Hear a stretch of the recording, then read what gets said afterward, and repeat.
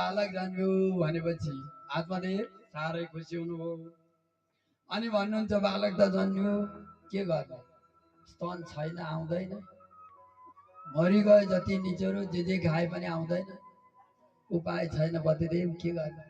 लौ न के गर्ने, पतिलाई साह्रै चिन्ता भयो। बल्ल बल्ल सन्तान जन्मिएको तैपनि तन पान गराउन उपाय छैन, अब के गर्ने भन्दा गाईको दुध खुवाउँ भने गाई ब्याकी छैनन्, अब त्यहाँ पऱ्यो नि त। अनि उनीहरूले आइडिया दिन्छन्, मेरो बहिनीको 6 महिनाको गर्भनाश भएको छ रे, त्यही बहिनीको स्तन आउँछ भनेर सुनेको छु, त्यसको स्तन खुवाउनु पर्यो, लिएर आउनु। अरे बुढालाई पर्नु हत्ते, एउटा सुत्केरी स्याहार्न त कत्रो आपत परेको थियो, अब आएर बहिनी हुँदा हुँदै साली पनि ल्याएर के गर्नु पर्यो, स्याहार्नु पर्यो। दुधको लोभले परेन ल भन्नुहोस् त। आइला यसरी के लाग्छ यो पुरुषलाई त। अनि त्यसपछि तदाचक अनि त्यसपछि भन्छन् त्यसरी ल्याएर बालकलाई पोषण गरौँ पतिदेव भनेपछि बहिनीलाई त्यसै गरे।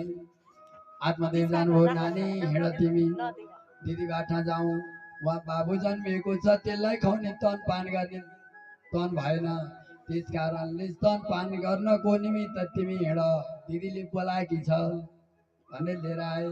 राखी केही समय भयो अनि 11 दिन भयो, नामाकरण गर्ने बेला भयो। ब्राह्मणलाई बोलाए, नाम राख्न लागे। आत्मदेव आफै जान्ने हुनुहुन्थ्यो नाम राख्न, के अलि राम्रो नाम राख्न लाग्यो त्यो धुन्दुली झम्टिन लागेन। तिमीले पाछो र पाउने बेला म हैरान गरेर उपद्रो गरेर नाम राख्ने त तिमी, नाम त मेरोबाट आउनुपर्छ। मेरो नाम के थाहा छ, धुन्दुली होइन, के राख्नु त।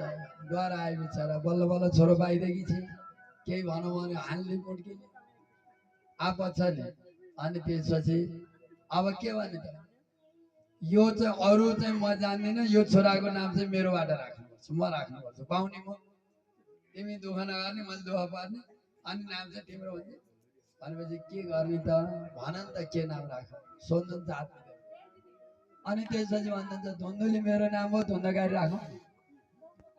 हेर्दा नाम कस्तो आयो फेरि, धुनधुन करोति इति धुन्धकारी, खालि धुनधुन मात्र गर्छ, फटाका। यसो नाम यथा नाम तथा काम।